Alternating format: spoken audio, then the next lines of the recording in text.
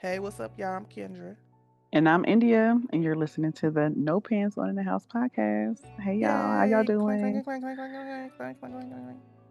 Come on Welcome, in. welcome, or welcome back. You got your blankie. Where is my blanket? There we go. You Yeah, I got got it. you got your fuzzy socks. Got the socks on. You got your beverage. Yep, I got me some water. What you drinking? I got green. Well, it's peppermint green tea blended Why you be a having all the little bit good honey. stuff? You rich. I'm trying to get in my tea bag. It's She said, "In my bag, in my bag." I bought me a little kettle, so I'm like teas, Listen, herbs, I hot think water. I used mine for like 2 weeks and then forgot I had it. I'll be like, what am I gonna put in? What am I gonna infuse in this hot water I today? need to stock up on my teas. Mm, For real. I need to go to the store and get me stock up my tea cabinet. yeah, I'll be perusing Aldi and seeing what they got.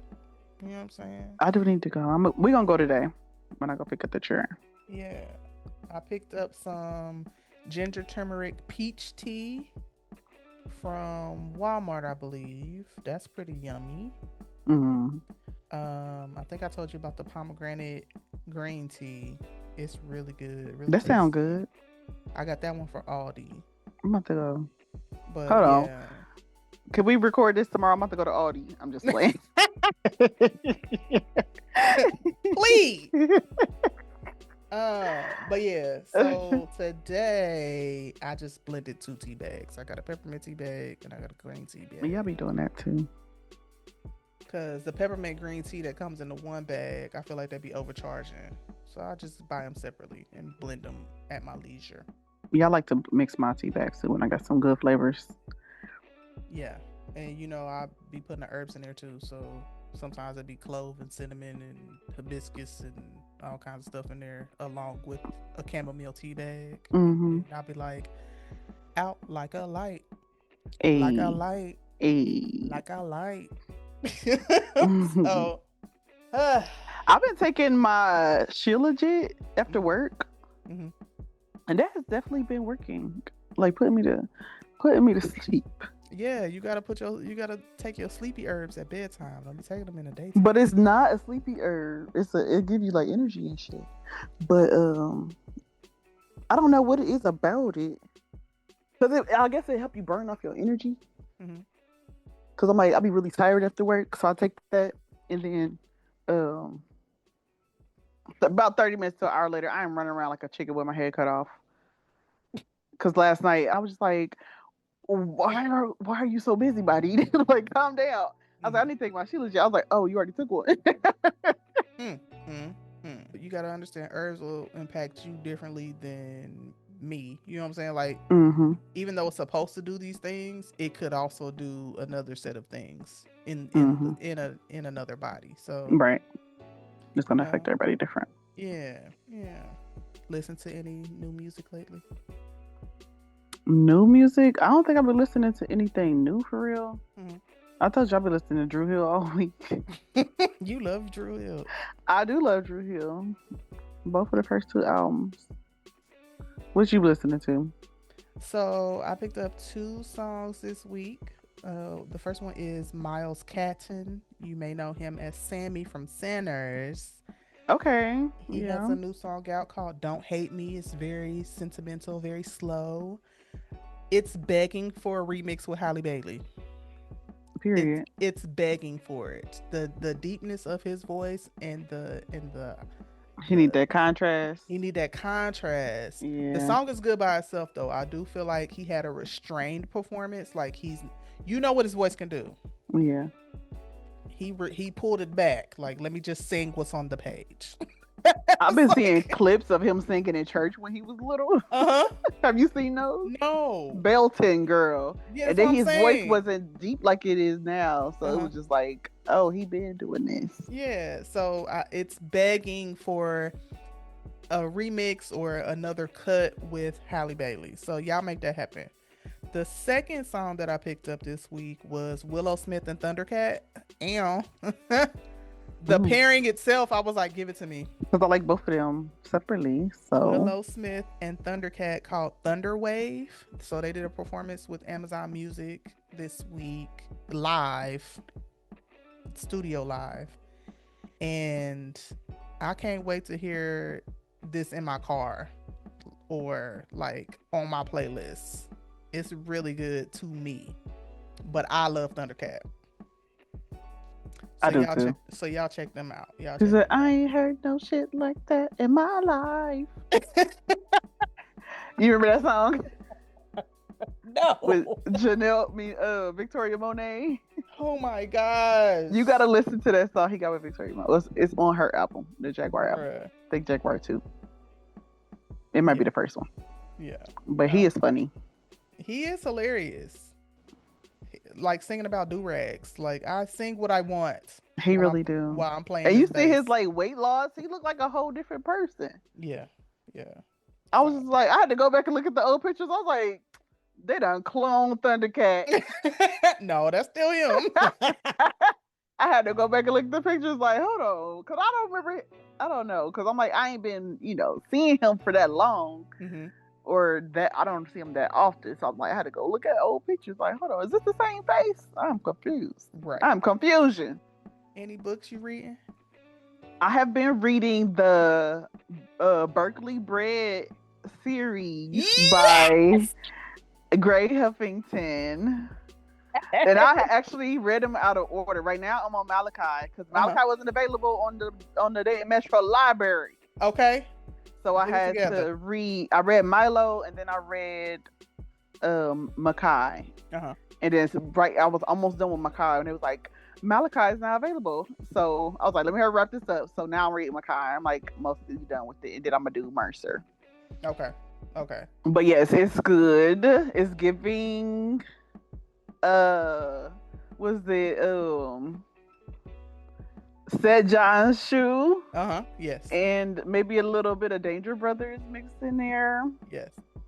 So after you read those, the Berkeley Bread, you probably want to go to the Domino Effect. I already read that one. Oh, okay. So you already read those two. Uh-huh. Okay. So with the Domino Effects and the Luca Lyric and Lake, mm-hmm. How do you feel about the world building? I think it's really good. Mm-hmm. I like it. I've been bad with words for the last couple of days. No, you don't have no words. I don't have the words to say. It's keeping me involved in the books. It's keeping me intrigued and wanting more. For sure. They all have been really good. All 3 of the series that I've read so far. So the fact that I'm reading Malachi's basically last. Mm-hmm. I'm like, I already have, like, I've already built up their world without that book. So right. I was like, it took so, like, if I would have read, because you know how I am with slow intros. It was coming in so slow. I was like, I already know everything about like his life and like the story and everything. Like, can we fast forward this? Like, what's going on? But I was patient and I was kind and I listened and I waited. But yes, it was the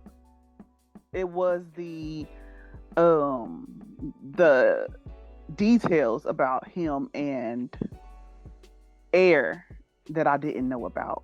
So I'm like, that was very important because I remember her making comments like, talk about like seeing him in the visions and all this stuff. I'm like, didn't know what she was talking about. So now I get to see like firsthand like what she went through, how they even became, especially with his history and learning about her history, like where she had came from before she met him and all this stuff. Mm-hmm. Yeah.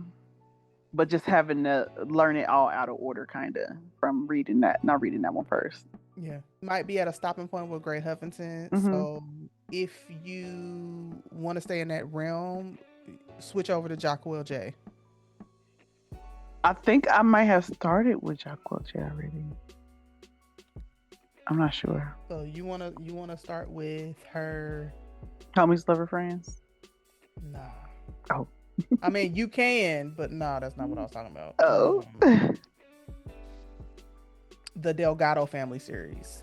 She got 6 from Homie's Lover's Friends. Uh-huh.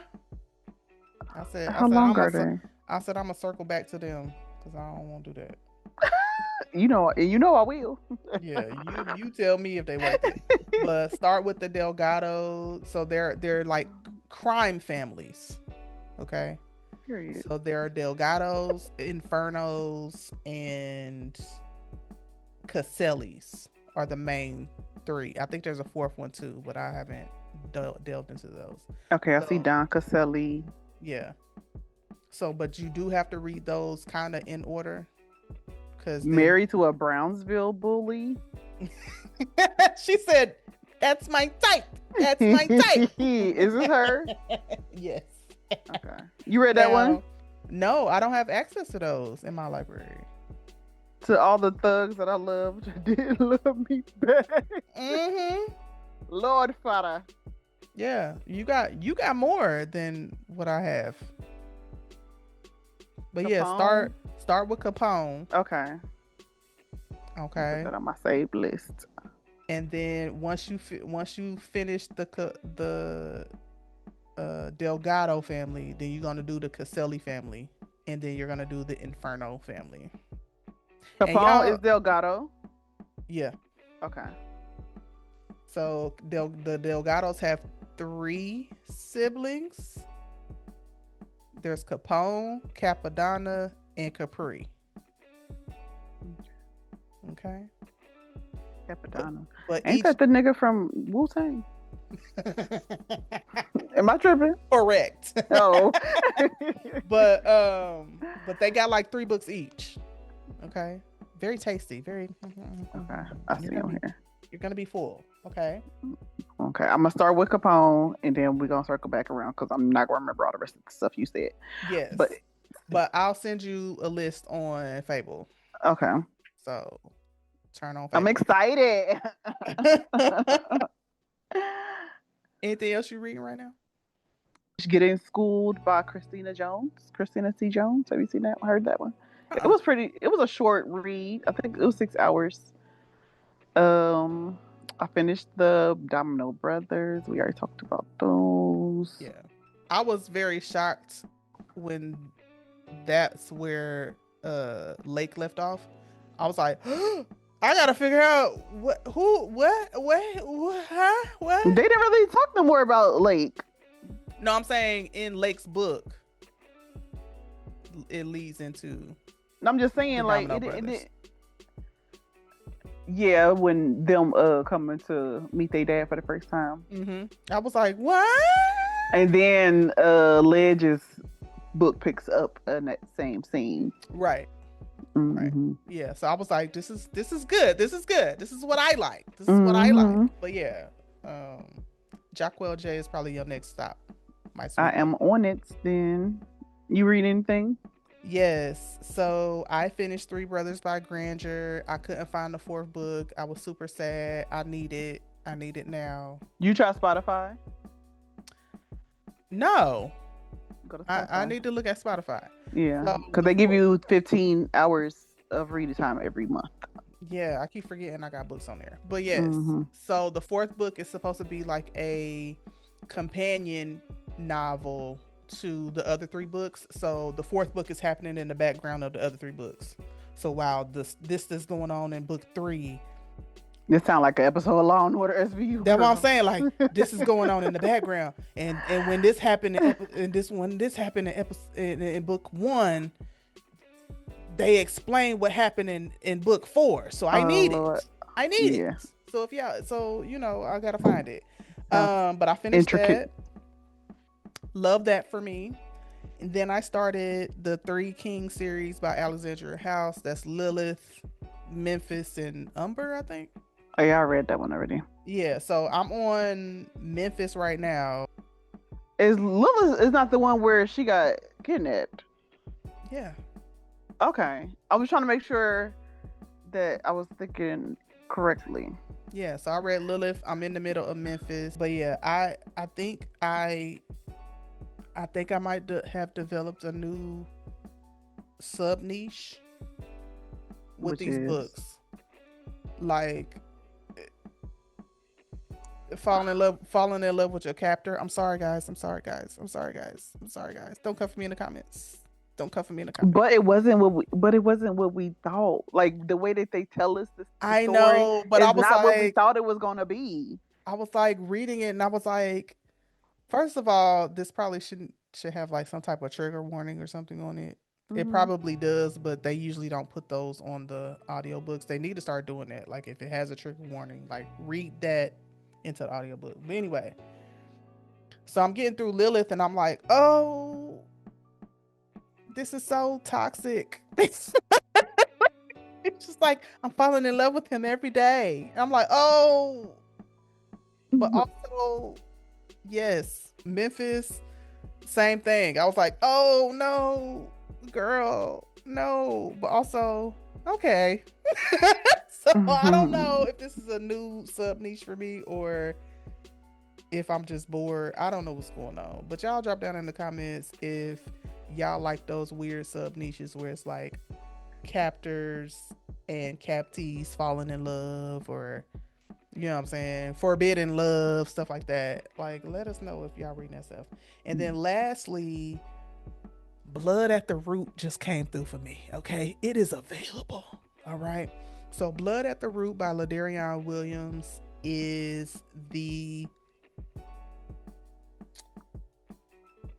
alternate to what I've been reading for the Drew Collins University series with Granger. Uh, Hmm. it's the same type of plot, so I want to see how it differs, which is why I'm reading it. So, Blood at the Root, I'm finna read that after I finish Memphis. Y'all drop down in the comments if y'all have read Blood at the Root or the Drew Collins series, or if y'all read both, and let me know what y'all like. Let me know what y'all like best. I was gonna say that the "Fall in Love with Your Captor" remind me of that movie that came out a couple years ago. That was the Mm-hmm. 365 days. Yeah, I'm see, and It was just a visual for us, basically. maybe it's because it was super white. I was It like, was. absolutely not. Okay. But, you know, mm, I don't know. She said it might have did a thing for me. When it was black, yes. I've always felt like we needed, ever since I was in the seventh grade and we read the Sharon Draper series. I feel like we need all these movies every book that I read needs to be made into a movie or a series. Every book? Every single book. I don't know about that. Every Yes. every book series that we read don't be having enough meat. It was one that one of your friends from college had loaned me. It was called Mistress of the Game. Uh-huh. Do you remember that movie? That book? Yeah, I I was remember. like, this needs to be a movie. And Yeah. who's the author of that? I don't remember. Okay, because I've been looking for it for a minute and I have not been able to find it. I'm gonna try to search for it on Libby and see if it's on here. But a lot of the newer rom-coms that we got in 2025 Mm-hmm. are book adaptations on the low, especially with Eric Jerome Dickey and Terry McMillan. Mm-hmm. I don't know if you have you read anything by Eric Jerome Dickey? I have a book by Eric Drum Dickey called Genevieve. Oh yeah, Genevieve. I Yes, think did you get yes, me that? I did give you I that. never finished it. You gotta finish it. I'm a do. I was just thinking that like I never finished that book because I'm like I wasn't really had time to finish books. But Yeah, get it I'm gonna on go back. audiobook I am. and I'm gonna finish go in it. there and finish it. I thought that was one of the best books I had read around that time was Genevieve. Mm. But yeah. So yes, Eric Jerome Dickey and Terry McMillan have been coming out with like mini stories. Okay. That's a movie. So I think the one with Tay Diggs and Megan Good is one of them. There's one with Garcelle Bouvet and Jameson from the game on Peacock. Mm-hmm. There's some more coming out. Obviously, there's one with Ronrico Lee that I ain't seen yet. Obviously, we have to see the Ron Rico Lee one. Obviously, we have to see the Ronrico Lee one. So a lot of these are like book adaptations made for like Lifetime, or the one with Garcelle Bouvet is on Netflix, I believe. But y'all drop down in the comments. Oh, I have seen that with the dude from the game. Yeah. Yeah. I think that's a Terry McMillan It adaptation. is. It is. Yeah. I So like that. I haven't finished that one yet, but I've started it like twice. But now that it was a part of her series that she was putting out for her books, then I'm gonna go back and read. I mean, go back and watch it. yeah, and I think the Tay Diggs one is one of hers as well, but I heard it was sad. So I was like, I'll Is circle that the? back. That's not the one with Megan Good, is it? Yes. I did watch that. It kind of watched me while I was multitasking, but it was Yes. sad. Okay. Well, I'll circle back when I got time to cry. It ain't sad, sad. It's like it's a good story. It's Hmm. like a sort of a feel good story, but ends with tragedy. Okay. Well, no. Um but y'all She dropped said, down and in you know what? he said, Mhm. uh, I'm done. nah. But yeah, y'all drop down in the comments if y'all have watched any of those book to screen adaptations by Terry McMillan or Eric Jerome Dickey. Let us know which ones y'all liked. Let us know if y'all think more book to screen adaptations need to take place. We're for it, but I don't feel like every book. I don't know what India talking about. All of She said, "Give them to me." It's gonna be repetitive them. to a little to an extent. That's fine, because every story is gonna have its own audience. It's gonna have its own Every little. series is gonna have its own audience. Yeah, I mean every story got its own little vibe. I do say that, but yeah, the tropes are pretty much the same. She said, "How many times is we going?" How many times is we gonna be lovers to friends? I can't take it. Give me something That's else. funny. Anyway, movies and TV. What's going on? So I was just wondering, how many people have watched the Wonder Years, like the new adaptation I did. with the black folk, with the I black did. families? I did. Because they had my man, Alan Maldonado. That's your man? My man, my man, my man. I love a short king, okay? But yeah, even though he annoying as hell on that show. He is so annoying. Oh my gosh. But yes. that had came on because I'm like, anytime I finish a show or anything on Hulu, that automatically plays, and I automatically sit there and watch it. I loved that show. I really thought they did a bang up job of recreating the essence of the original Wonder Years while simultaneously making it black as fuck. With Don Cheadle as the narrator. Yeah, Don Cheadle as a narrator, hilarious. Like you need that. Dean is hilarious. Yes. Kim is hilarious. The daddy. Daddy is hilarious. Be cool. And be cool. I love him. I like him on everything he on. I like him on everything. I love Dule Hill. Because you never watched Ballers. Yeah, I did. Okay, I didn't think you watched it, but yeah, I love him on there too. Yeah, I know Ball. Blurs. Yeah, that's where I found John David at. John David Washington. I'm done. That's the first thing I seen him in. The Beauty in the Black. Beauty in Black. Beauty on the black. Shut the fuck up. Beauty up the black. Beauty down the black. Beauty in the Black is back as of yesterday.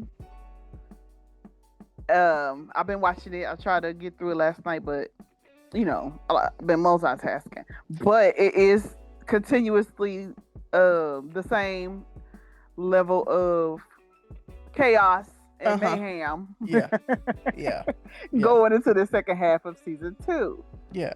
Go watch it if you ain't seen it. And let us know down in the comments. Let us know in the comments if you want us to review Beauty in Black, because I got a lot to say. She said, hey Dre, I got something to say. You always got something to say, girl. But I've been watching my usual shows like Abbott Elementary, Steven Universe, 911 Nashville, Will Trent, High Potential. I have not been able to gotten around to, I should say, watching this latest episode, Law and Order, that came on last night. But I will. Okay. But yeah, that's what I've been watching. Okay, so I've been watching most of those. Definitely Will Trent and High Potential. I do feel like High Potential is falling off a little bit. I am caught up. I feel like Maybe you're not paying attention. Or maybe I'm watching too many of these series because I be guessing. She says all the same. I be guessing who gonna be the person. But that's the fun part to me. So That is the fun part. I love watching thrillers and suspense because I like being right at the end. There is I don't like being right at the end too much. I don't back to back. I'm like, I want I'm it not to be good at easy. I don't want it to be easy for me to guess. And that's but I want to. I want you to give me like when we watched the one with Tessa Thompson. Mm-hmm. His and hers. Like I just knew it was Tessa the whole time, but it was her mama. All right. Who knew? Spoilers. That came out months ago. If y'all spoiled about this, then I don't know what to tell you. Yeah, but I'm having a hard time accepting that I have trained my brain to guess 2-3 episodes in a row. When my usual is like I get 1 or 2 a season. You understand what I'm saying? So my usual is like 99% of the episodes. Oh no, I'll be brain off like what? So the trash man did it? That's crazy. Like I'll be really like wow. I love doing that guessing game. It's like I can guess from the very early on, and then just being able to watch everything else play out to why I was right. That's how it goes on in my brain. I like to get through as much of it as I can before the big reveal, and then be like, okay, so maybe the wife did it. But recently with High Potential, I've been like out the gate, I'm like, the wife did it. And I'll still watch the episode, but I'll be like, maybe I'm watching too many of these. Yeah, I'm like that. I'm like at the beginning, the wife did it, but prove me right. She said, prove me right. Show me why the wife did it. Show me that I was right about the wife doing it. Yeah. I enjoy that experience. Now, speaking of characters that I done guessed wrong, Paradise. Are you caught up on Paradise? I believe so. When it come on Fridays? It come out on Mondays. Okay, yeah, I watched this weekend. Gary on Paradise? Listen, I already said it before. Was it 2 episodes ago? I was like, he did something to her. Gary and then he was like, I gotta tell you something. I was like, bro, I knew it was him. And then he ended up telling that lie. Gary on Paradise, bro? Yeah, and then they showed the part where he killed old dude, and I was just like, I knew it was him. Gary? And then he tried to blow him up. Gary, though? And then he found his... Listen, the show's getting good, y'all. If y'all not watching Paradise on Hulu, then what is y'all doing? What is you doing? Because we stand up Sterling K. Brown and Ryan Michelle Bethea in a couple episodes. We love that for her as well. But yeah, I said, bro, old girl had Ryan shook. she said, you said what? Say what now, Chuck? She said, what's in the bag, Jane?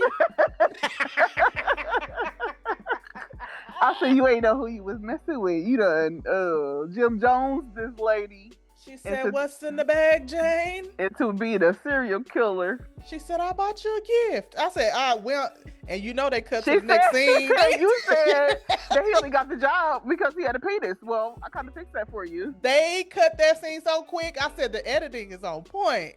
Like, we're not even going to let y'all live in the realization. We just going to cut and go to the next scene. I said, girl, she was just looking at that bag like, what's in the bag, Jane? What you got in there? But yes, Paradise.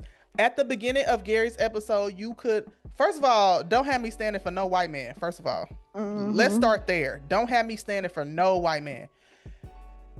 I was like, okay, he might be solid. You know, he was picking people up off the street and stuff like that. Like, you couldn't have told me at the end of this episode that I was going to be like, ugh. Because they almost had you convinced that it was the, his friend. What was the Indian? Yeah.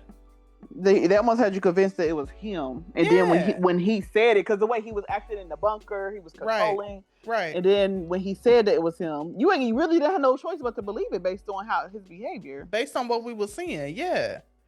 But when Xavier came, I just felt like I was like, okay, Xavier, if you kill him, you're not gonna find your wife at all. You know what I'm saying? Mm-hmm. Like, but at the end of the episode, I understand why Xavier was on it. Like Xavier just picks up on stuff like this. Like he is security. You know what I'm saying? Security for the Mm-hmm. president. He's gonna pick up on the things. I should have trusted Xavier. I should have trusted him.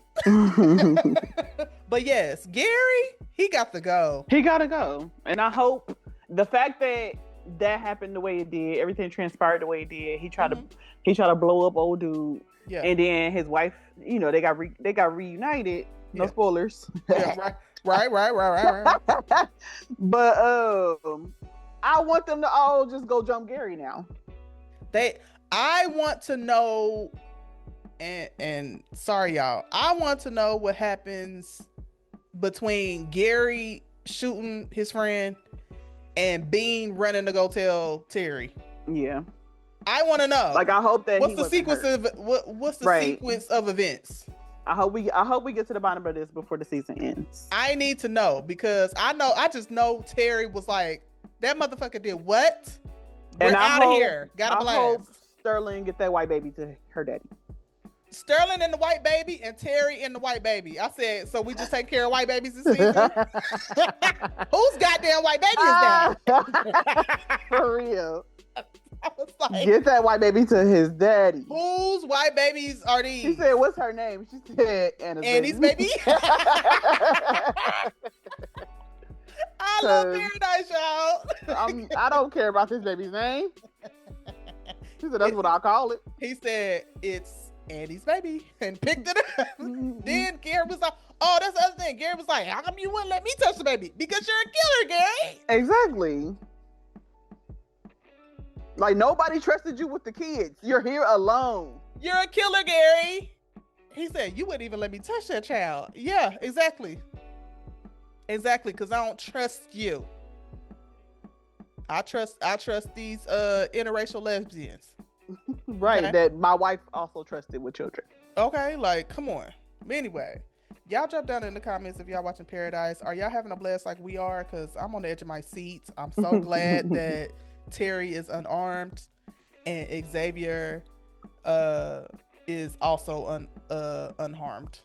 Did I say unarmed? Unharmed. Yes. Unharmed is what I'm saying. We picking up what you're putting down. And lastly, I finished Cross. Did you finish Cross? It's all kind of running together for me, right? Did you watch did you watch the finale of Cross? I believe I did. I'm gonna go back and rewatch it just for safe regards. Bruh. I don't recall. So, but we can discuss it irregardless. As you know, I've been down and out on Cross's love life this season for obvious reasons. He need to be with Elle. I don't care. What day? They come on Fridays? I think come out on Tuesdays or Wednesdays or something like that. She like, what day it come out? Today, nigga. Everything need to come out on Friday. Today, nigga, you should have a wealth of things to watch on Fridays. I know. And I probably haven't watched it because I've been trying to go to sleep earlier because I haven't been getting enough sleep. But go on about Cross. As you know, Cross not being with Elle is a pet peeve of mine, especially since they trying to make it seem like Elle is so strong and she's the reason why they can't be together, and she's making things difficult, but she's a ride or die for real. Like that trope, y'all can kill that. She could be soft and be like, I want my man, but we gonna go to therapy. Like y'all could have just wrote it that way, but y'all didn't, because y'all wanted him to love on this easy white lady that done banged his best friend. Now, fix it. Get rid of her. Yes, get shed of her. Now, you on your way to getting rid of her because of what happened on the last episode, and I love that for us because Cross really need to be with Elle. I don't know what y'all doing in that regard, but the main crime of the season, tasty, delicious. Okay, I felt like Y'all could have amped it up so it was like harder for y'all to catch everybody, but I like the idea of killing the rich, killing the people that do bad, and you got proof of it. And you ate with that. I like this. I like this for us. I liked seeing it on screen. I didn't feel no ways about her taking them fingers. Yeah, I was ready. So, Cross is getting a season 3, and Yeah. I hope y'all fix y'all mistakes and get him back with L. She said, "You go pay what you owe." I hope y'all fix your fucking mistakes because she need to be back with him. But also stop writing her like she's just so difficult. Her concerns was valid. Okay? She like, Yes, I don't know if I'm safe for real. exactly. But y'all making it seem like, well, I mean, a cop's life is dangerous and something. No, Cross be taking unnecessary risks. She almost died. Her and his children. You taking unnecessary risks, okay? Because Samson and his black woman having a good time. They're having a blast, okay? Now, the final showdown with Samson Mama and Nana Mama. He showed her ass, ain't it? She's not snitching on my man. I said Nana Mama. I know she want to choke her out.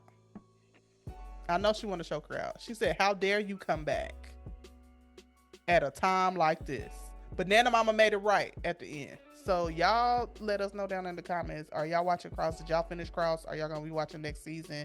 How do y'all feel about Cross and Samson both banging the white cop and not really talking about it? Because I feel like they be on the roof talking about this a little bit.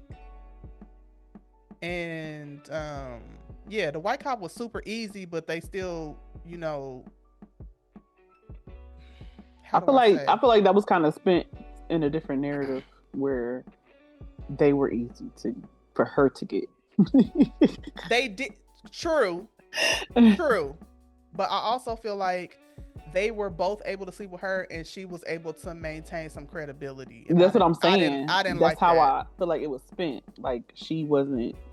I didn't like that. She was the op the whole time, and still is. She was the op the whole time, and y'all was just like, it's something about her. Yeah, just like Gary. She gotta go. She got to go. Now the actor that plays the white cop lady, listen, doing a phenomenal job because I hate you. Okay, right. You're doing a phenomenal job. So no qualms to you as a person. And what's dude's name? The little assassin dude that she broke out of jail. Bobby Trey. Bobby Trey is the MVP of the season. First of all, on everything he on though, I like him. Yeah, ever since Underground. Yes, I like the actor that plays Bobby Trey. I like Bobby Trey the character. He's a little weirdo, but he gets stuff done. He get results. For real. We love Bobby. We stand Bobby Trey. Unfortunately, I mean, like, well, he did save Cross's life. So I'm like, outside of that, he need to go back. Go back to where you came from. You're not safe to be around. He needs to be off the streets for real. But also, while you out though, that's what I'm saying. Like, we appreciate the work you've done, and he low key is trying to get rid of the white girl. Yeah, he is. He said, why I oughta. He had that knife. He pulled that knife out on her. She said, no, it wasn't me. I promise. I can prove it. Scared. He like, because I could just get rid of you and get rid of all my problems for real. Okay. Because like she the only thing that's linked to him being outside, bruh. And then her boss, the black cop, and he got on my nerves. Yeah. Okay. I didn't like that for us at all. I was like, you've got to do better. But anyway, yeah, y'all let us know if y'all watching Cross. What we talking about today, India? Lately, I've been trying to keep things simple. Good body care, a fresh scent, small things that make a day better. And that's Stellar Black. Use the code in the description box to get 20% off your first order. Stellar Black, small rituals, big difference. Let's get back to it. Today's topic is going to be all about Soul food, about its And origins. everybody should know that's how love It's goes. about its origins, It's good the for the respect it soul. deserves, the benefits that people overlook, and the place that it still holds in today's culinary world. Mm-hmm. Mm-hmm, mm-hmm, mm-hmm. This is bigger than food. Soul food is culture. It's good for the soul. And I picked this topic because it is very important to me. You about to sing my background? I'm singing the soul food theme song. And I everybody never watched that show. knows that's how All I know is you tell love me everything and everything you're giving me. That's the I'll always movie. keep it in. I never watched the show. You gotta watch the show. We'll see. Circle But back. It's okay, time. Circle I back. don't even know what platform to find it on. But I picked this topic because food, and specifically soul food, is important to me. Because from the time that I was able to eat solid foods, um, from having it in my everyday meals as a child to learning how to cook it at a young age, falling in love with it, and then even going to school to study it. All these things have shown the relevance of soul food to me and like everybody around me. I even teach my kids to know soul food, to cook soul food, to love soul food. And I'm going to defend soul food at all costs. Damn. Put some respect on my culture. Yeah, I think our relationship to soul food is pretty tight. We grew up with uh maternal grandparents specifically in our everyday lives who cooked us the meals Mm-hmm. and also grew the food from scratch, like from the ground up with some seeds or with some bulbs or something like that. Mm-hmm. So I think our reverence for soul food, and not necessarily like the most dense of the food, like the macaroni and cheese and all that other stuff, but like the vegetables that we are able to grow and cook and prepare. I think we have a deep reverence for it because we saw it being harvested, we saw it being planted, we picked it ourselves, we Mm-hmm. prepared it ourselves. We know bushel is a unit of measurement. Like we in there, we in there. Right.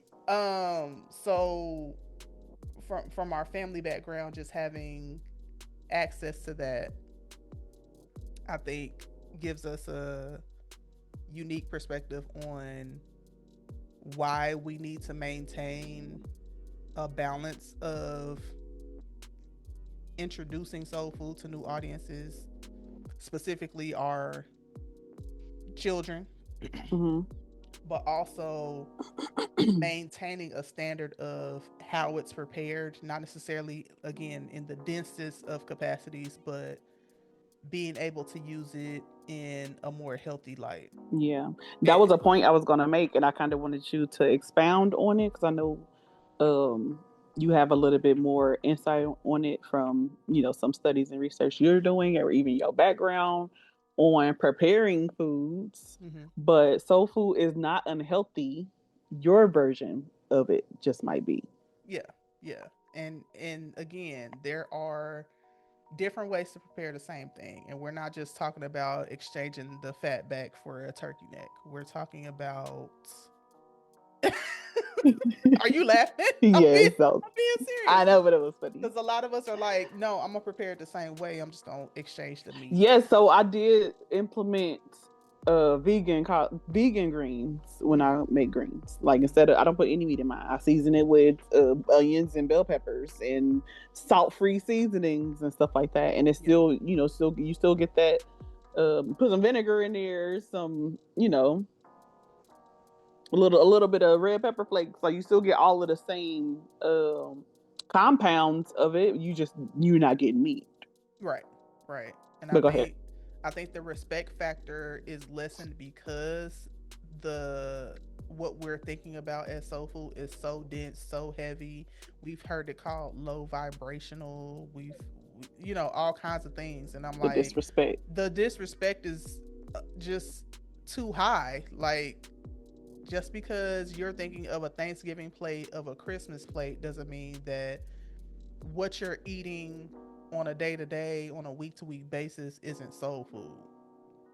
And I think we need to clear some of that stuff up. Another point I had was you can't love our soul food and disrespect the culture that it comes from, because I'll get a lot of um I get a lot of like people having disrespectful stuff to say about soul food, like, oh, soul food is nasty and all this stuff. Mm-hmm. But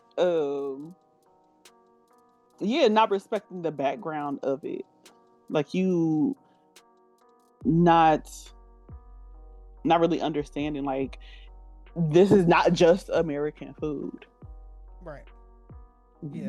We and our ancestors created this, and we carried it on into today. Yes.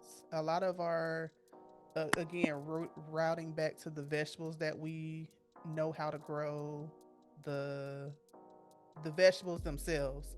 Those are the ones that those are the ones that I'm most protective of. Again, because we saw them grow, we know Mm-hmm. how to prepare them. They work good in a pinch. They could be frozen. They could be canned. They can be added into something that's already existing. You can make it into a soup. You can make it into a side item. You can make it as the main dish. Those vegetables, whether they have been directly derived or whatever word you want to call it, remixed, especially like the yam versus the sweet potato conversation, like we got those from our original continent. Right. Watermelon. Right. Melon, greens, certain type of beans, Rice. rice, like all, and then putting those together in some type of capacity. Those meals are still shared across the diaspora. Even though we're calling it something else over here, it doesn't Mm-hmm. mean we're not eating the same thing over there. Right. It might be different spices, might be different meats. Like the jollof versus the jambalaya. Yeah, like I'm finna eat both. First of Right. all, I'm Like it's the finna eat both. same. It's the same concept. Yeah, I'm finna eat both. Even with the greens, like we're talking about like a standard pot of greens, but you know, they may be less soupy over here and more soupy somewhere else. But we're gonna eat them Mm-hmm. regardless. And maybe their dish is only made with mustard or maybe only made with kale because that's what they have available. In America, we tend to do a blended green or like a turnip or a collard specifically because of the taste that they give off. Like all of this stuff is important, and how to use it for health and nourishment. Yeah. Yeah. My next point was some recipes shouldn't be updated; they should be preserved. Okay. Yeah. So I know you've been watching Miss Sonia. Yes. She said we're losing recipes. Yes. Miss Sonia, especially for Black History Month, and I'm so glad we made the right person famous because I didn't know much about her before Black History Month, and Hmm. so sorry that I'm late to the game, but Yeah. I am enjoying her. I'm now a new subscriber. I'm looking at what she's doing post Black History Month, and it's phenomenal. Like, yeah, but I love the concept of finding these recipes that were popular, especially back in times of depression and recession and economic downturn, and seeing if they still hold up. Like we only stopped making them because we got access to more stuff, basically Hmm. is what I learned from that series. A lot of the stuff we stopped making because we now have access to more convenience. We now have access to more fruits, more vegetables, more prepackaged things, but learning the history behind the recipes as she's making them, it was phenomenal, and I hope she continues to do it. Yes. I've been following her for a few years. I mean, not a few years, but like a few months prior to the holidays. Like last year, I started following her, and she been she been doing it for a while. Yeah, Like I don't know exactly how long she's been doing her series of cooking the meals and stuff, but yeah, she be turning some of these other creators, especially the ones that be having shit to say about our foods. Yeah. And that's why I really appreciate, the series that she did with the Black History Month for the soul food. Yeah. Like our stuff is not trash. It's not unhealthy. Like we innovated Yes. and we survived Yes. in a time where a lot of our counterparts were not. Yes. The fact that we were able to take, even when she's talking about the fruit that was typically on hand during when those recipes were popular, it was very Mm-hmm. eye opening. I didn't think about people not having access to an orange. She Um, said vinegar pie yeah, was a replacement for lemon. yeah, because citrus was not being flown around the country like that Yes, and they at made that time. citrus trees being grown around the country kind of illegal Yeah, so it's during the like Reconstruction era. yeah, you got to taste for something sweet, something tart. Put some vinegar in that pie crust. Uh huh. And let's get going. But yes, we're talking about Wicked Confections on YouTube. That's WICKD Confections. So check her out. We love her. The original recipes do need to be preserved simply because we need to keep in mind that if we take another economic downturn, if we can't Mm-hmm. get an orange, if we can't get our hands on chocolate, Yeah.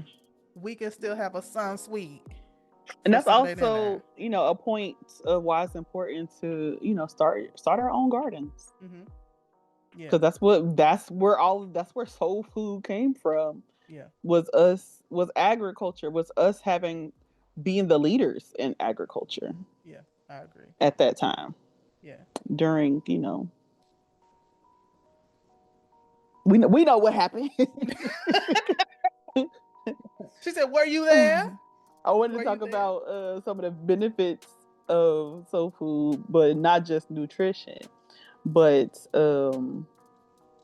like some of the emotional and communal benefits, like family gatherings, like Sunday dinners and holidays, Mm-hmm. the ties it has to our comfort and our identity and belonging Yeah, surrounding having these meals together. yeah. I do think certain meals in the diaspora of the culinary cuisine. Word salad. Word Say it salad. again. Let me start over. My gosh, Kendra. But yes, I She do said, think "Okay, we went to Ohio State. God." no, they would have marked that paper up like, girl, just say cuisine and move on. Um, but yeah, I do This is a think culinary stylings. yes. I mean, it literally is a culinary styling because if you make a cake a certain way, if you prepare a dish a certain way, even in this country, it is a geographical or regional identifier, Mm-hmm. right? Like we Mm-hmm. can tell if you know your gumbo was made in the Louisiana area or if it was made elsewhere. If it was made in Montana. We can tell because if we're just talking about the stuff you have access to, even down to the seasonings, like for lack of a better example, Old Bay wasn't available everywhere at first. Mm-hmm. You know what I'm saying? So when people say like this don't got no Old Bay seasoning, a lot of us was like, what do you mean? What is a Old Bay and why do we need it? But now Mm-hmm. that it's available everywhere, we like, oh, okay, yes, we needed the Old Bay. Same thing with, like I said, the gumbos and the jambalayas and the etouffees and stuff like that. Like those traditionally made and prepared by somebody who knows what they're doing from the region that it originated versus somebody who followed a recipe. Like we can tell. And it's not necessarily all bad, but we can't call it authentic. We can't really call it um I don't know, the best version you can get, basically. Right.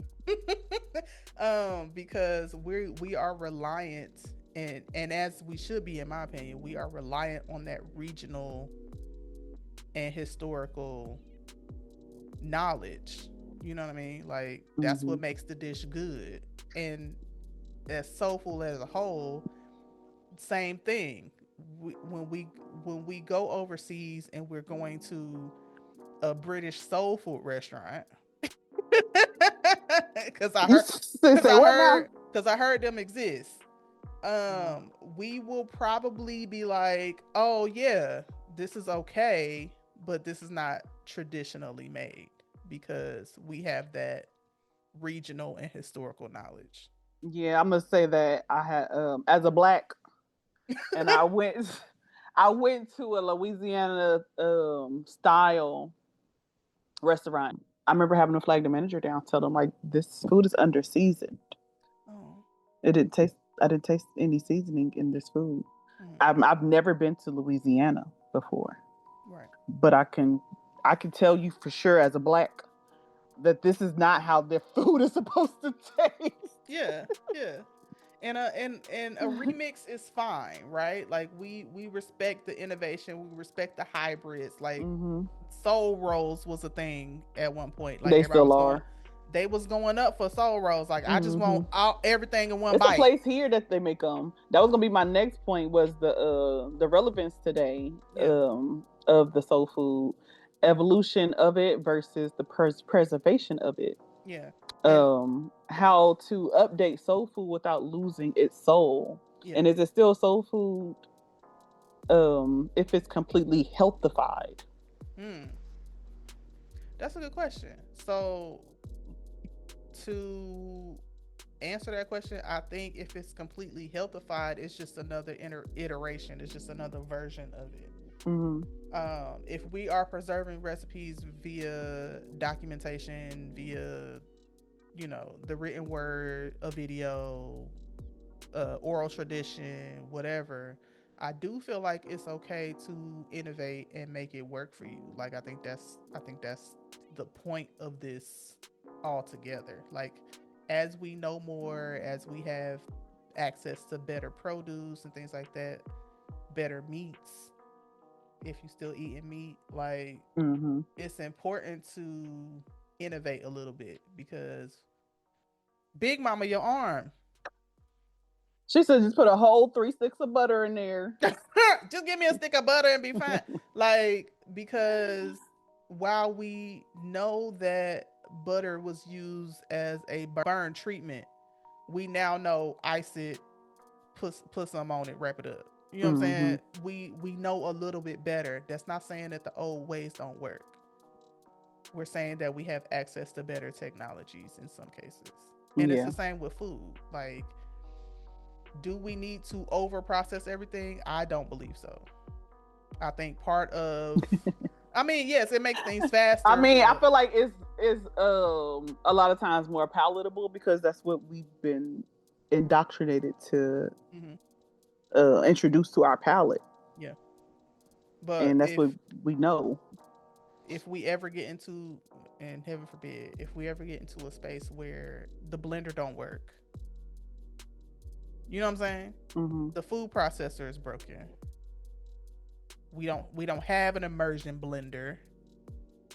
Like you kind of need to know how to do it the old way as well. Like, but that's the Afrocentrism, the Afrofuturism of it all, right? You Mm-hmm. need to know how to do it the old way, Yeah. so you have more appreciation for doing it the new way, and B, if you ever get caught in a pinch, just don't stop no show. Right. They was We was doing it with less tools back then, and that those are the memories that you're saying like, oh man, I really miss the way this tastes. Part of it is because it wasn't over processed. Right. Part of it. We Any was getting all the we was getting the full flavor. Yeah, but as far as like our cuisine as a whole, I do feel like when you healthify it, that is Afrofuturism. Mm-hmm. You're taking the base recipe, You're substituting with things that may be a little bit palatable, a little bit more healthy for your system, especially if you're going to eat it every week.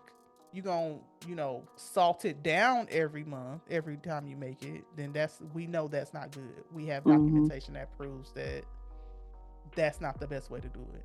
So what other things that can we use where it doesn't impact our health levels, but we still get the same flavors and we still get the same usage out of the dish? So I'm all for innovating, but also understanding that the base recipe is the base recipe because A, B, and C. Because Right. history, because racism, because slavery, because poverty, because, you know what I'm saying? Mm-hmm. Because lack of technology. We have to understand these things. And also, we're going to discuss the culture versus commercialization of soul food Yeah. and its wide consumption by like restaurants and media, but not being properly credited. Who gets the profit from soul food Uh-huh. and who gets left out? Yeah. I mean, we all know the answer to this question. Like, it's the Paula Deen of it all. The Okay. whoever It's owned Uncle Ben's, Aunt Jemima, uh, was a pearl milling. and even more recently, it's the tendernism of it all. Uncle B, Like, it's still happening, guys. it is because he But was going to yeah, be on the front of a box. If in we a let minute, if in a we let minute, them motherfuckers keep him, it would have been a and I feel like caricature of that's his face. yep, and I feel like that was what a lot of people wasn't understanding, like why so many people was going so hard for him. Like we got to get him out of there. Like yes, Mm-hmm. he a grown man, but also why we can't fight for each other? Why Yeah, we can't? yeah, This is something important, whether you want to believe it or not. Black culinary skills are important. yes, yes, and just the history that man probably has.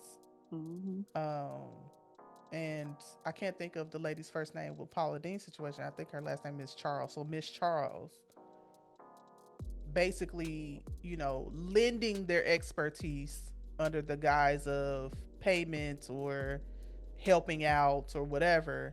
Like, we are a very kind people. Mm-hmm.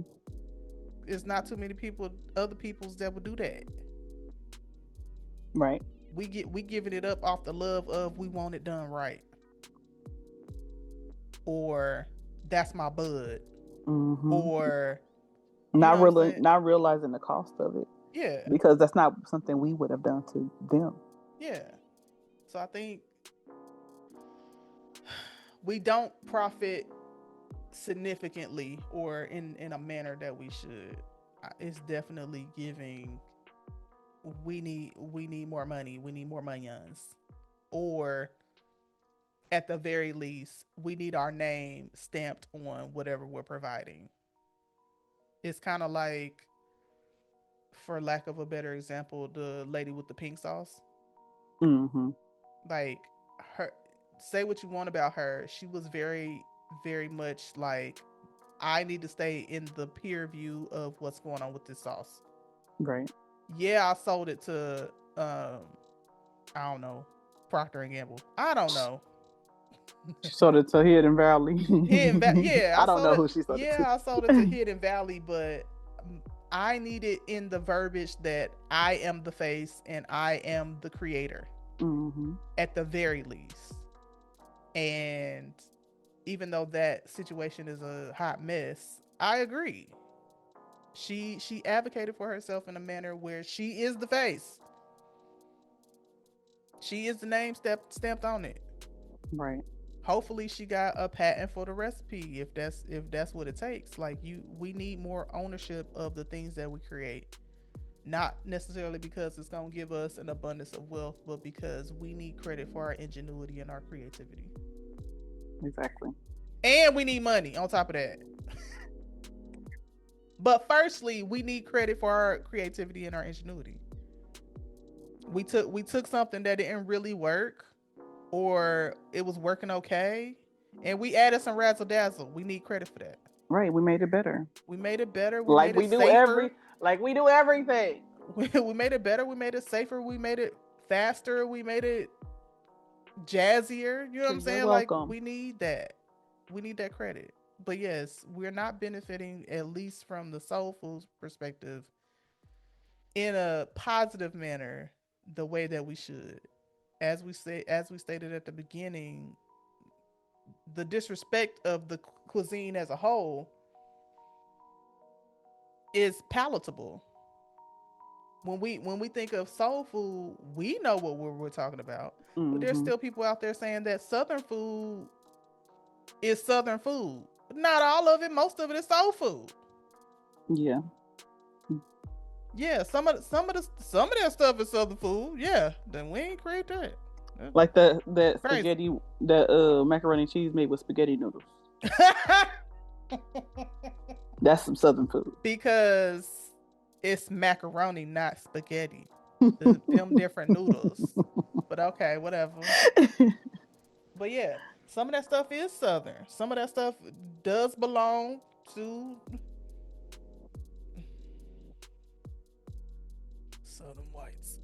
But most of it is a spin on or a blatant rip off of soul food. Hmm. And we need to, at least as a community, we need to understand that every time we say ugh soul food, we doing damage to ourselves. That's a big take that I get from others when talking about soul food. Like it's unhealthy. You ain't supposed to eat that every day and all this stuff. I was like, well, maybe the version of soul food that you're eating Mm-hmm. shouldn't be consumed every day, Right. and we need to delve into that. And I think we all are in agreement with that. We can't eat macaroni and cheese, grandma's macaroni and cheese every day. We just can't. There's a lot of saturated fat. There's a lot of, you know what I'm saying, cholesterol. There's a lot of salt. You know what I'm saying? Hmm. And it's a lot of dairy. We understand that. We saying the same thing, but what you're not gonna be able to tell me is that I can't healthify the stuff that was already lightweight healthy. Maybe I just don't cook it to oblivion. Maybe I don't use a lot of salt. Maybe I don't use meat. But the basis of the meal is soul food in itself. And that's what we need to lean into, Hmm. and that's what we need to respect more. Cause you ain't just eating 15 bean soup just cause. Right. You know what I'm Thank God. saying? Thank God. But if we need to, we're gonna. You know what I'm saying? Like, Yeah. but also same thing with the meat, like the pig feet and the hog maws and the chitlins and all of that stuff. Like, do we need to be eating that every day? No. But if you need to eat, maybe that's an option for you. Maybe it's not. Maybe you can do it with just vegetables. I plan to do it with just vegetables most of the time. Everything don't need to be smothered and fried. Sometimes I just need to, get creative with the seasoning and call it a day. There's a lady on TikTok who brought this home for me this year. Hmm. And she was talking about basically healthifying or creating soul food based palettes based on other stuff you like to eat. So if you like to eat Mediterranean, there's a soul food option for that. I If you love Mediterranean food. if you like to eat Italian, there's a soul food something for that. Hmm. But Got to look not that up. necessarily not necessarily like the noodles and stuff like that, but like the vegetables. You know what I'm Yeah. saying? A lot And of tomatoes. her stance was we should be eating soul food often, and not Yes. not just the dense soul food, not just the candy yams and the macaroni and cheese. We need to be eating black eyed peas Right. because what do we know about beans? They're full of fiber. They have protein. This is the stuff you need in your body. You know what I'm saying? Like Hmm. we need greens. They're full of vitamin K. You need that. So she's able to walk through those dishes and modify them a little bit to health them up a bit, but also kind of dispel the myth that all soul food is macaroni and cheese, ham, and sweet potatoes. Because that's not all it And is. fried chicken and greens and turkey and ham hocks. Because that's not all it is. Right. Your ancestors probably did not even have access to dairy like that. Didn't have large portions of meat on their plate, and that's why side items are such a big deal in soul food, Mm-hmm. because you're going to get the smallest piece of chicken, but you're gonna fill up on these beans that cost $15 15 cents. Because daddy get the big piece of chicken. Right, like this is culture. This is cuisine. You know what I'm saying? Mm-hmm. There's a reason why traditionally the working parents or the dad gets the big piece of chicken. The reason why we have to have a big piece of chicken is because there was not a whole bunch of chicken to be had. Right. KFC was not a big deal We back get then. we get one chicken and then we cut it up into 8 pieces. Yeah, and one of y'all's gonna get a pheasant drumstick. That you're gonna get a wing off a Cornish hen. The Cornish hen wing is crazy. It's crazy, but sometimes, you know what I'm saying? That's what we got to eat. But you're gonna fill up on these side items, which is mostly vegetables and legumes. Give my personal connection to it with some of my favorite dishes or some of the dishes that remind me of home that we grew up eating, and you can share yours as well. Okay. And my number one is always fried chicken. I know we just had this conversation about hear me out, hear me out. Okay. As much as we ate a lot of vegetables, and our grandfather always prepared very, somewhat healthy meals for us every day. We have to give credit to our grandmother as well. Mm-hmm. Yeah. Our grandmother for teaching our mother how to prepare these things, Yeah. and I then our didn't. and then our mother for picking it up. But go ahead. Right. I Yeah. didn't have a lot of experience with grandma, Hmm. so I'm only able to speak on what grandpa left us with, Yeah. and mom, of course. Yeah. But my favorite dish, my favorite was fried chicken, and that's the reason why I even wanted to learn how to cook. She said, "I gotta learn how to make this." Any and everything fried. I was going across the street picking green tomatoes and frying them. Hmm. I'll fry pork chops. Yep. But yeah, Yep. fried foods is home to me. Hmm. It's a comfort. It is comfort for Yeah. sure. Yeah. I think a lot of people will feel that way about fried foods. But what's something that you feel at home that makes you feel at home when you think of it, or when you're eating it, or you want to go get it because you feel, you know, like you want to have a piece of it? Honestly, it's the desserts for me. Mm. My sweet tooth is crazy, but also knowing that somebody made this crust by hand. Like, I helped peel these vegetables to Mm. put in this pie. These vegetables and these fruits. You know what I'm saying? Like, Yeah. I was on stove duty to make sure the pie came out the right color. Like, I love this. Like, I love a sweet potato cobbler. I love an apple pie. I love a pound cake.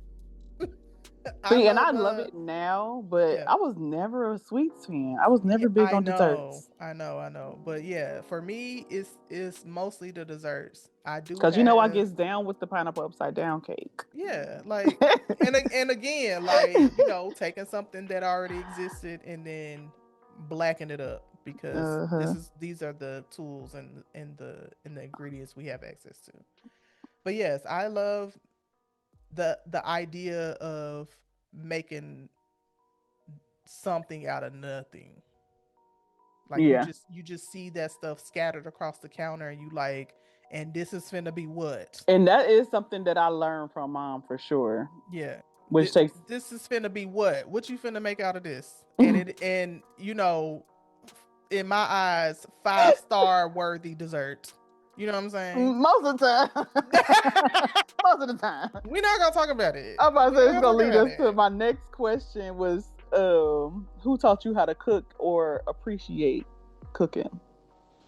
Definitely grandparents and pretty much all the adults that we have been around knew how to cook something very well. Mm-hmm. I But think say we Aunt Jean definitely put me on to the sweet potato cobbler yeah. I and the think baked banana pudding.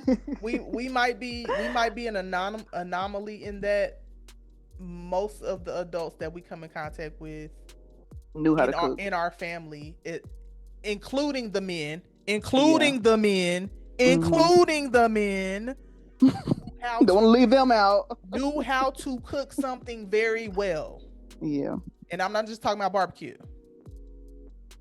So I think we might be an anomaly. We might be spoiled. We might be privileged in that aspect. So I do feel like I took tips and tricks from everybody Mm-hmm. that was a guardian to us as far as family members in that time. Yeah. But the bulk of my cooking knowledge came from mom, obviously. Yeah. Me too. But having those one-on-one sessions with grandpa was top tier. You know what I'm saying? Like, Mm-hmm. and I'm not talking about like today we're gonna cook something. I'm talking about him sliding behind you like you need a little sugar in that. You know what I'm saying? Like Mm-hmm. you need to turn that on high, not low. And that's crazy because I'm like that with people now. Yeah. I mean, and it's kind of like a rite of passage that, you know, he stopped sliding in. You know what I'm saying? Like once he stopped sliding in, he like, I trust you to make this correctly. Mm-hmm. I trust what you gonna do with this meal. Same thing with mama, like her going to bed early and we finishing Thanksgiving dinner. Yeah, Christmas Like, dinner. And then also that rite of passage of not even necessarily rite of passage, but us encouraging her, like, "Mom, go to bed. We got this. mm-hmm. We can finish up here." Yeah. Because at first, them first couple of holidays when we were old enough to do it, she was like, "Y'all got to do this by this time, and this can't go in with this." And we like, we got it. Yeah. We But got did it. we have it? we didn't. We figured it out. We figured it out. But she ain't say it was nasty. So Right. She ate it. maybe she was a good mama for that. Maybe she was just like, this is gross. But she was like, y'all did a good job, sweeties. She loved us. But yeah, I think even my father knows how to cook something very well. Yeah. And that just goes to show that cooking is a skill, guys. Okay, bacon probably is like a, you know, something else because you don't have to bake, but cooking is a survival skill. Yes, Okay, you got it. That's something that most people, everybody, I think, should know how to do. you need to learn how to make something. Even if it's on the most very basic level, you should have that knowledge. Yeah, you need to learn how to cook something. It makes me heavy sigh when I hear people say they can't cook or they never tried to cook. Mm-hmm. You don't know how to make toast. You don't know how to make a bowl of cereal. You don't know how to make grits. You don't know how to make cream of wheat. You don't know how to make cornbread. You don't know how to make none of that. Ela started making breakfast for the kids in the mornings. Period. Like scrambled eggs, toast. Yeah. Yeah. You can't scramble. You can't boil an egg. And she's 9. Yeah.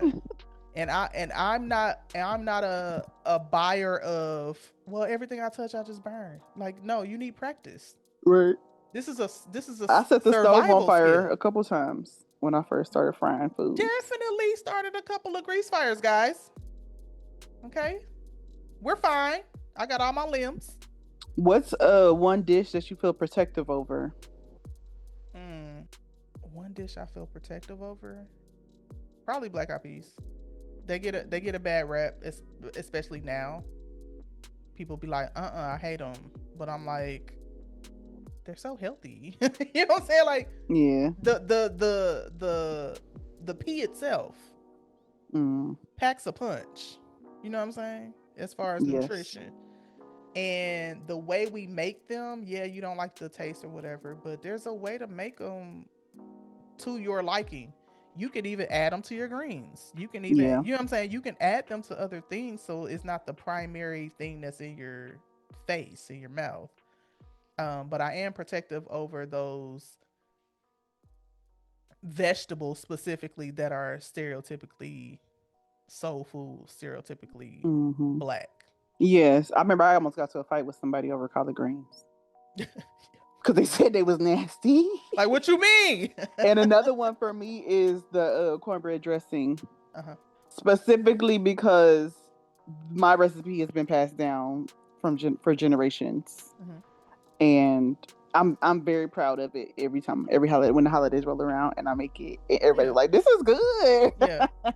Now, guys, we grew up with a mom where some of the stuff we cooked and we didn't touch. So when we say we got a reverence for things, like that's what we talk about. Sometimes my mama had us cooking stuff and we didn't like to eat it. It would just sit, she would just say, "Let's make a small little something of it, so it's on the table." Hmm. So when I'm saying like, no, you don't gotta eat everything in the soul food Rolodex, but I do feel like you should have a bit of respect for it. Yes, because it's people in our family. Like one of our sisters don't like sweet potatoes. One of our sisters don't like cornbread dressing. Mm-hmm. Like this something, that, but they don't disrespect it. Right, right, They like, and oh, it's nasty. They understand like this is just not my preference. yeah, and there's a lot of stuff in, especially like cookout type of soul food that I don't eat. Like I don't eat potato salad, I don't eat pasta salad, but do I know how to make it? Yes. Mm-hmm. If Right. if my husband ever said, heaven forbid, he won't bake beans, You don't look, like baked beans? I don't be messing with baked beans. But also, do I know how to make a strong batch of baked beans? I used Absolutely. to love baked beans, but that's what mommy used to care about making them. Yeah. But now she don't make them no more, so I just don't eat them. Like I'm not eating nobody else's baked beans, so I just don't be eating them at all. It's do you know the basic gist of how to make it? Me, for most stuff, yes. Do I eat them? No. Am I yucking your yum when you put it on your plate? No. Just don't put it on my plate and we straight. We square. You know what I'm saying? Like, Mm-hmm. but yeah, I think I'm protective of over most of the vegetables because I know there's a lot of rhetoric of, how they've been traditionally made or consumed being like the most unhealthy way to consume something, but also so Yeah. it's good. So Right. I like it. And it's not low vibrational to me. Like, well, we gotta think. The other one, like chow chow. Uh-huh. We didn't mention that, but a lot of the preserves and Uh-huh. canned foods that were prepared at our house and that we had access to on a daily basis. Yeah. Homemade pickles, homemade pickled jalapenos, um, Pickle was it beets. pickled beets? I love. Did I tell you I found them in the store? Oh, okay. But I didn't get them yet. I'm gonna go get them. Mm-hmm. Pickled beets. It was just so much stuff that we had access to, and then the freezers full of just soup, homemade soup, Mm-hmm. homemade greens, stews that we just always had access to. Yeah. Yeah. I do think part of what makes soul food is the communal aspect, Hmm. and you are eating Sunday dinner with your grandparents or your uncle or your cousins and stuff like that. We actually had a lot of options as far as trying new foods Hmm. that I don't think we talk about enough. Like, I remember standing in line for food and, asking one of my cousins, like, what is that? You know what I mean? Like that possum that we had on Christmas. Yeah. What is that? But also, it smells good. I might try a little piece. The deer that we had that Yeah. one Now, the, time. the deer was fire. But anyway, Well, I think they call it venison. Sorry, guys, Of it's venison. venison. And I wanted Yeah, to ask, and this is for listeners as well, what dish defines soul food for you and why? And also, another question, do you think soul food should evolve or should it stay traditional? mhm. You can let us know down in the comments. And if you have any commentary on anything else we discussed, let us know that down in the comments as well. Hot Hot takes. takes. Soul food isn't just about taste. It's about who made it Uh-huh. and who you share it with. I agree. The recipe don't hit the same if it didn't come with the story. See, that's a good one. Say more about that. Like I was saying about like some of the recipes I have, like my cornbread dressing. My mommy taught me how to make that. Yeah. And I've, just I think I've made it more flavorful as I perfected my own version of it over the years. Mm-hmm. But her mama taught her how to make it. Right. And, I'm assuming that her mom taught her how to make it. That was a recipe passed down. The recipe has a story. Like, I have a story to tell behind where I learned how to make this delicious dish. Like, it's been passed down for 4 generations now. Yeah. I thought you were saying like the story about making it that particular time, and that was gonna be hilarious. But yes, I mean, I like that's a whole nother side of the take. because Like because the macaroni, grease fire that broke out actually provided a little flavor. So or bon appetit. the Christmas banana pudding.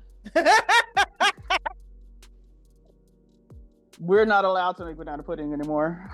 Banana pudding is not really something we make, but if y'all made it and it's over there, we probably gonna get some. So we're not allowed to make it no more. Nah, it's been off the menu for several years. Because fights will break out. But yes, I agree with that hot take as well. Like, the story kind of it adds to the appreciation and the respect for it, right? Like, if I knew this was created because this is all you had to eat and somebody made something shake, I'm gonna respect that. Me personally, like, I got a big respect for people that make something out of nothing. Right. I'll be like, so you made this out of 2 shoestrings? Okay, King. I respect that. You know what I'm saying? So same with food. Like, so you mean to tell me all you had was turnips and the stuff that grew on top of the turnips, and you decided to boil this down with some seasonings and eat it? That's witchcraft. That's big. That's big shit to me. She said that's witchcraft. I can eat me a turnip right now if it's made right. I got another hot take. If it don't taste right without a recipe, it's not soul food. So you should be able to just dump the stuff in there and it come out right. She said a scoonch. A scoonch of sugar. Yeah. A little handful like this. Like, whose handful, Grandma? This one. You see how much is in there? Boom. My next hot take is everybody claims they can cook until it's time to make the greens. Because Kendra love her a glory green. I'm just playing. I am saddened by this assessment. I'll be like, it's good. It's glory greens. No, you be like, them glory greens. Now look, I'm not responsible for what you thought. Now, again, I just made what I had on hand. Okay, wasn't no greens in the produce section. I didn't have no fresh greens. Right, I didn't go to the farmer's market this week. I put them things out the can. We know you can cook. We know you can cook. Blah blah blah blah blah. But yes, it's the innovation that we were talking about, right? Like, you made what you had on hand taste good. Yeah, that's part of it. Macaroni and cheese is the real test. Everything else is just sides. That is a hot take because I don't agree. I think we put too much emphasis on the macaroni and cheese. Absolutely. Because, for a long time, I didn't eat I didn't. It turned me off. Yeah, It turned my stomach off. yeah. But I learned that it was the eggs, so I started making mine without eggs. Hmm. Now, I Now would like to delve into my shit fur. why we needed a custard anyway. Like maybe it's because maybe that preserved it a little longer. I don't know. I don't know I either. like to do some independent research on that. But I think we put too much emphasis on the macaroni and cheese. And here's a hot take from me because most of us was on the spectrum. Shut the fuck up, bro. I'm serious. Most of us was on the spectrum, and macaroni and cheese is a safe food. Yeah, because whether it's out the box, out the package, got the little squeeze cheese pack. Yeah, It's always we can identify what we're tasting at any given moment with most macaroni and cheese recipes, and I think that's why we put a lot of emphasis on it because it's a safe food. I'm tasting noodles, I'm tasting some type of cheese, and I'm tasting some type of milk, and that's okay. I it. got my last part to this topic, and it's gonna be debate starters, and then we're gonna wrap up. Okay. What dishes? What dish best defines soul food? Is it greens or mac and cheese? In personally, Nope. across the Mm-hmm. diaspora, it's probably gonna be macaroni and cheese. And that's crazy because I would pick greens over mac and cheese any day. I would pick greens simply because there is a direct connect to us eating greens across the diaspora in Yeah. Ghana, in the Caribbean. You know what I'm saying? Like Mm-hmm. there's some type of green side dish. Dish. Yeah. But if we're talking just soul food, I think most people gonna say macaroni and cheese. Yeah, The next one is it better to eat the soul food at home or in a restaurant? at home. You think that's a diasporic answer? I I think You so. you speak for all of us. Golly. Look, I don't know. What would my people say? I mean I would agree that it's at home. I think it's at home because Because if you as a black got introduced to soul food at home, that's more than likely. Unless your people just didn't have it, right, they didn't have that skill. right. You going to prefer the home cooked food over eating out. I agree. I think partially because you can customize it at home better to your liking. Mm-hmm. Like if you don't want eggs in your macaroni and cheese, you don't gotta have eggs in your macaroni and cheese. If you want hot banana pudding, then you gonna bake your banana pudding. If you want macaroni and cheese pie Yeah, as opposed to macaroni and cheese soup. yeah. But I also think that that's part of the comfort in the comfort aspect of it, right? Like Mm-hmm. you are eating it in a place that is supposed to bring you comfort, like your sanctuary, most likely. And I think that's why we also put a lot of emphasis on grandma's version of it Mm-hmm. because we're probably eating it at grandma's house, and grandma's house brings us comfort. See, I've deferred from that recipe years ago. Which one? The grandma's recipe Oh well, hey, with the custard. innovation, My right? last debate topic is going to be, and make sure y'all letting us know down in the comments. Y'all can enter in on this debate at any time. Anything we discuss, any hot takes, let us know how y'all feeling. My last question is, who makes the best plate? Older people or the new school? Who makes the best play? Ooh, that's gonna be subjective. I think Yeah, it because depends on how we're you want your plate. Because a lot of people like, I don't want my food touching, but I don't feel like that's the majority either. That no, it's like that. no. I think, and it also depends on what's the range of old people and what's the range of young people, right? Because like we get into, Gen X and millennials being the old people per se, and I don't think I would pick a No, Gen I would X say the plate. boomers are still the old people. But We I'm gonna say saying boom. We like, gonna say boomers versus Gen X. girl, Next question. That was my last question. Oh, girl, no. Boomers He said versus the Gen X time is is now. definitely the boomers, unfortunately, guys. Y'all drop in the comments what y'all thought about today's conversation. Do y'all like soul food? Are y'all only thinking about soul food as macaroni and cheese, candy yams, some fried chicken, piece of cornbread? Or do y'all understand that there are more dishes to be had?